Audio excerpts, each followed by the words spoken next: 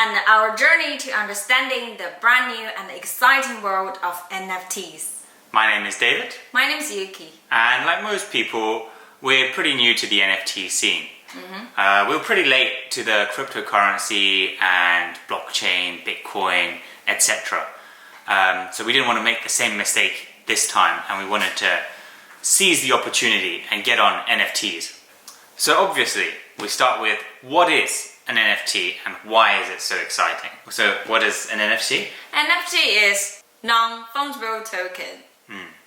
Before we talk about the NFTs, let's talk about what is fungible token. Let's give you an example. Say I have 20 pounds and David has 20 pounds. One day we want to swap our 20 pounds. Yeah. As a result, what happened? I still have 20 pounds. Nothing changed. Yeah, I have 20 pounds as well. So the currency is type of fungible token. And also you could easily swap the 20 pounds for 2 10 pounds or 4 5 pounds.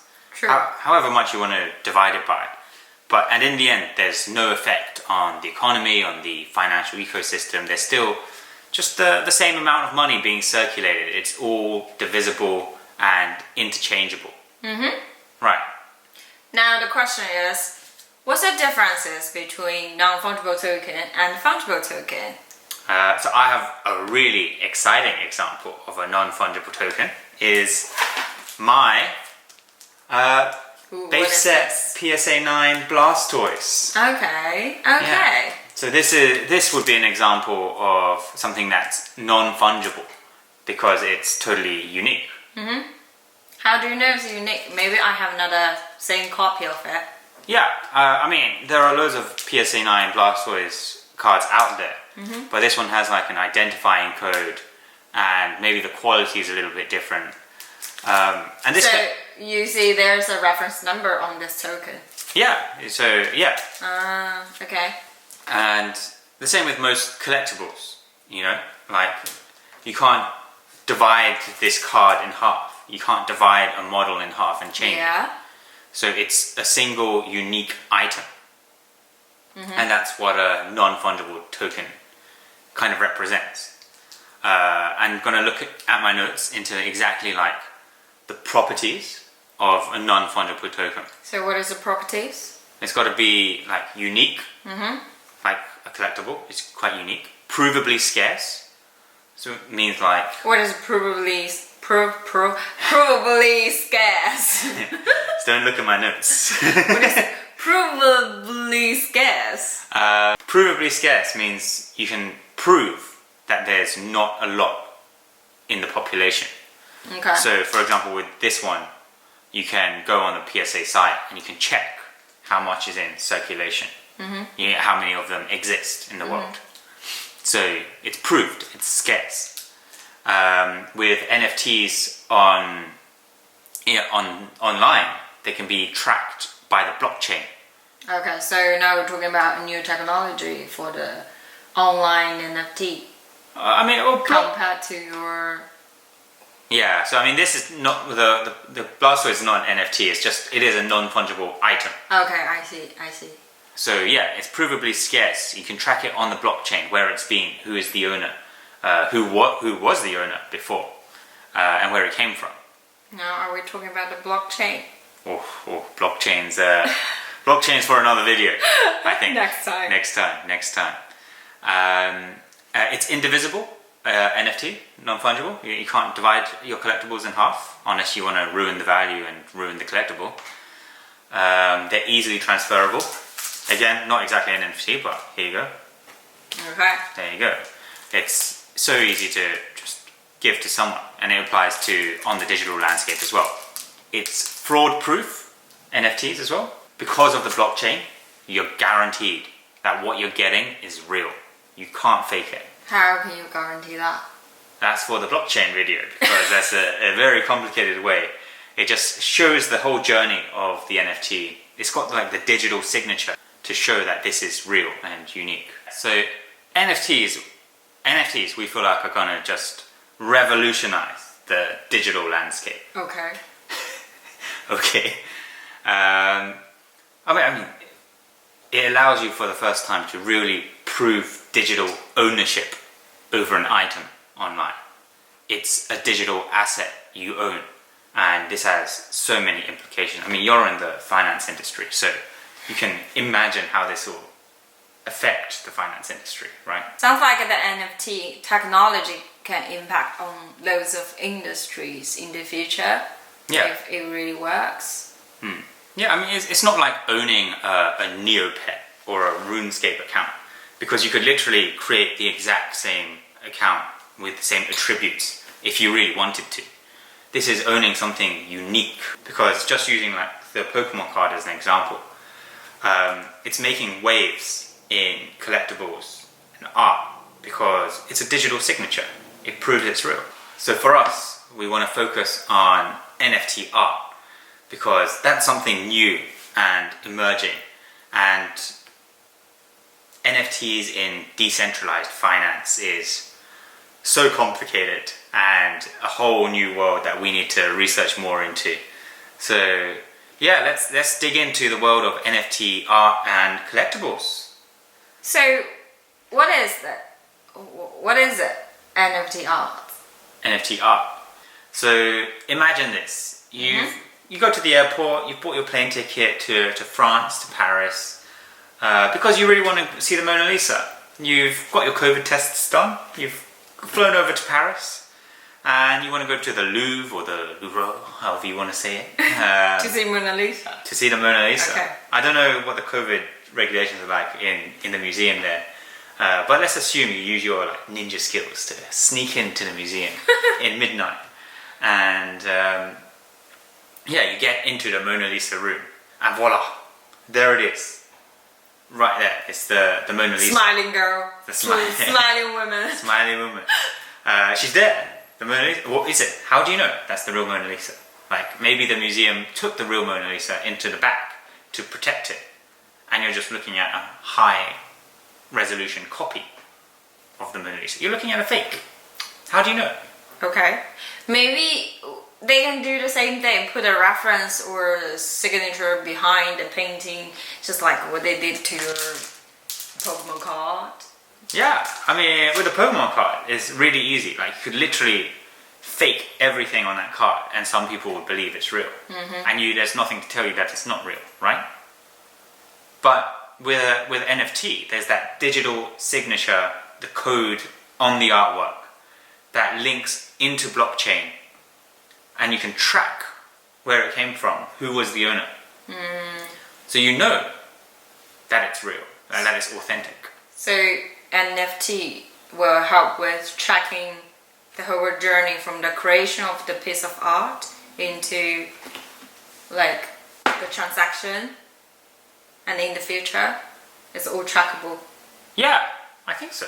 So if I buy an NFT from you, then someone can look at the journey of the NFT and they'll see this person. It won't be my name, it'll just be like a string of numbers and letters. And they'll say this person got it from this person.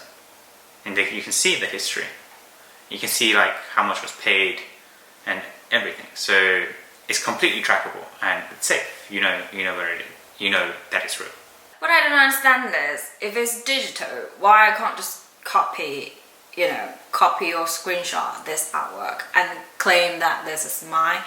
For example, I heard there's a guy in Instagram called People, and his artwork sold for like crazy high price, like 69 millions for the tramp lying down on the grassland.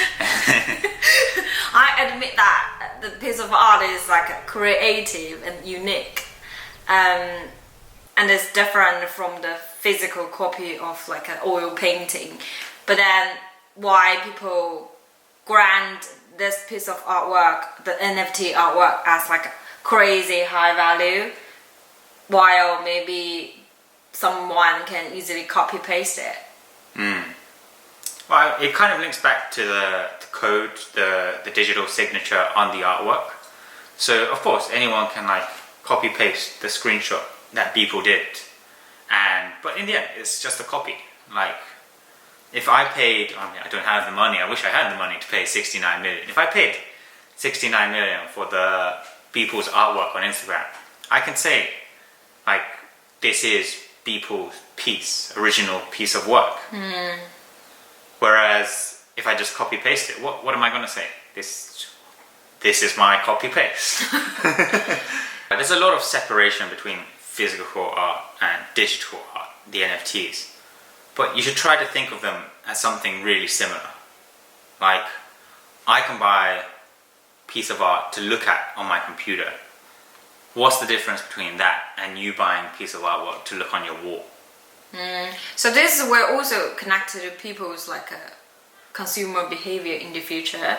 Maybe more and more people will value the digital arts, or even they can use the advanced technology like VR. Maybe they can wear the VR headsets to appreciate the digital art with the 3D effect, including the music, the sounds effect. Yeah. So that's that can be the future of art. Yeah, you're right. Like, what is the future of art exhibition going to be like? It's really exciting to think about. And it's not just consumer behavior as well, it's how artists receive commission as well.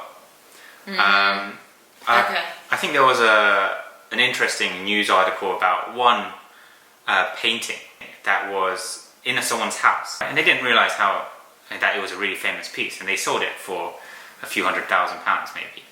But then that person who bought it knew it was really valuable, and they sold it for like 79 million. But with NFTs, that will just never happen, because you've got a piece of work from an artist, and that artist can get like a percentage of the commission. Yeah. So once it get resold. Yeah. So like that piece of painting that I was talking about, maybe the artist sold it to someone for £10. Well, probably not, but let's imagine he did. Sold it for £10. The artist would only get £10.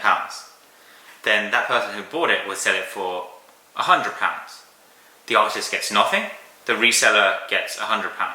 But with NFTs, because it's always linked to the artist will always get a commission on the resale. Since we mentioned Beeple, like, all of this isn't just isolated to everything online, like new platforms. Yeah. Like an established auctioning organization, Christie's, actually sold Beeple's website. So now it's all legitimate. It's recognized by legitimate art auctioning businesses. You know, it's not just random people online buying and selling.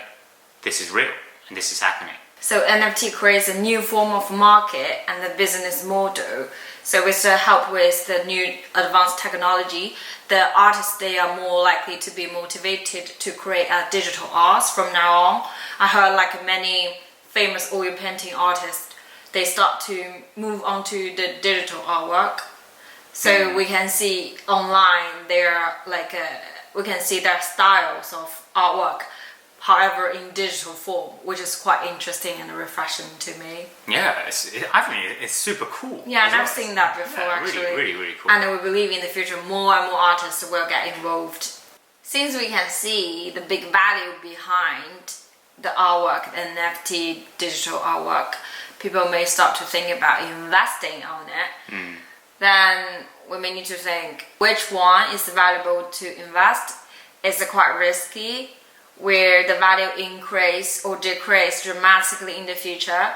Because I heard that many people start to buy and sell, the value change dramatically the next day. You get it from like $1 and then you can sell for 1,000 next day.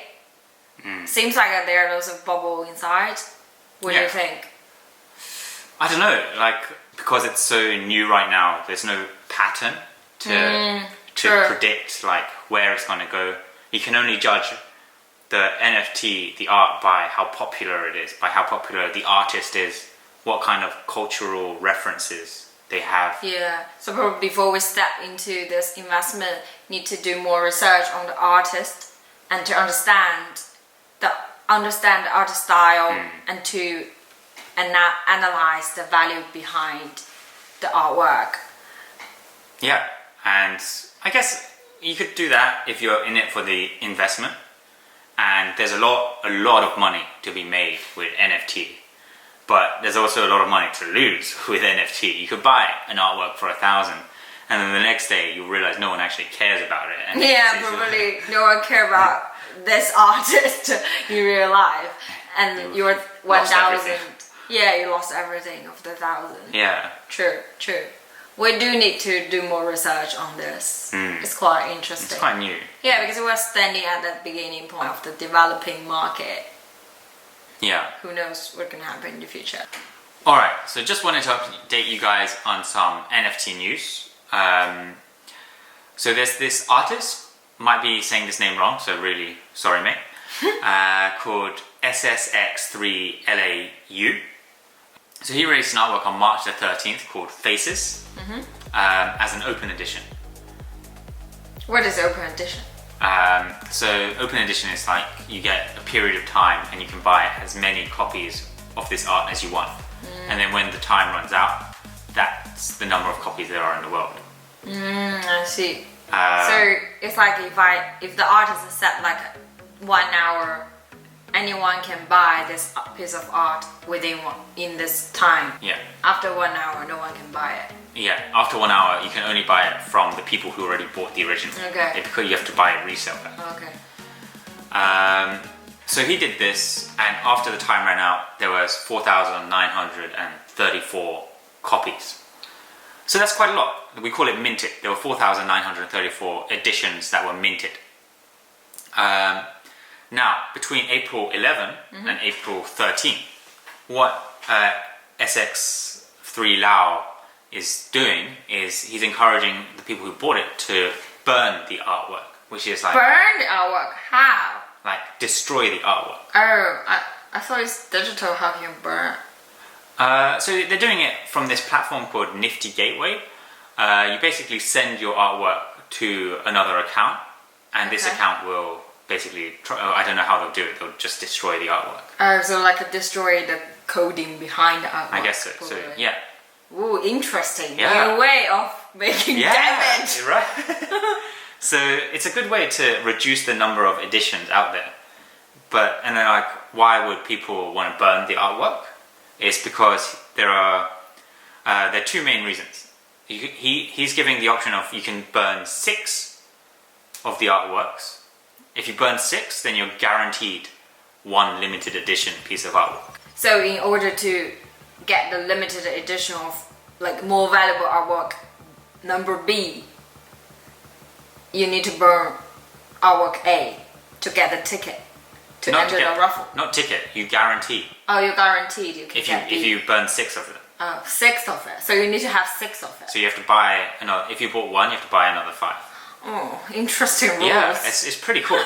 And that's one option. The other option is, like you said, is you can choose to send the artwork to somewhere else, just one, and then that will enter you to a raffle to buy a single limited edition. So in the world, there'll only be 1 edition of this. Okay.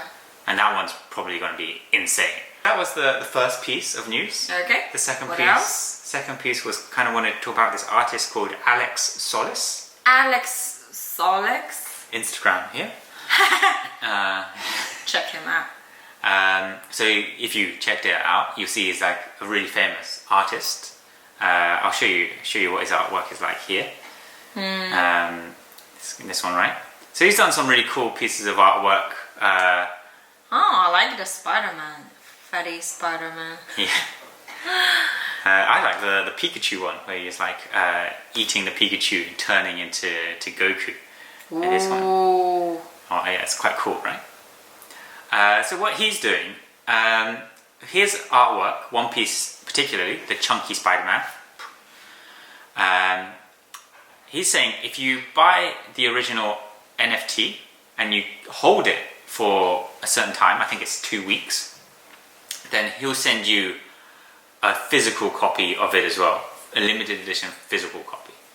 So this is also an interesting way to engage with the community and to encourage people to keep the artwork as well. So you have a digital copy and a physical copy. Yeah. Ooh. Cool, right? And the last thing I wanted to talk about just to mention, because I think it's quite big in NFT news, is this platform called Vivi. Vivi, okay. I think it's Vivi or Vivi, however you want to say it. But this is a platform to buy collectibles.